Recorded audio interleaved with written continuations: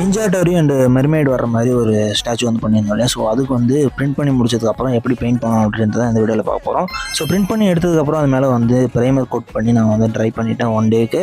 So கொஞ்சம் long process தான். Paint பண்ண அவுட்புட் கடைசியாக வந்துருக்கும். ஸோ வீடியோ ஃபுல்லாக பாருங்கள். ப்ரைமர் ட்ரை ஆனதுக்கப்புறம் ஃபேஸ் கலரை வந்து ஸ்ப்ரே பண்ணி எடுத்துக்கிட்டோம். ஸோ நல்ல ஒரு ஃபினிஷ் கிடைக்கும் அப்படின்றதுக்காக ஃபேஸ் கலர் அப்ளை பண்ணி ட்ரை ஆகிற டைமில் நமக்கு வந்து இதுக்கு தேவையான பேஸை வந்து போட்டு எடுத்துக்கிட்டோம். அந்த பேஸுமே நல்லாவே வந்து வந்துருந்துச்சு. ஒரு ஆல்மோஸ்ட் ஒரு 5 சென்டிமீட்டருக்கான பேஸை வந்து திக்னஸில் ரெடி பண்ணியிருந்தோம்.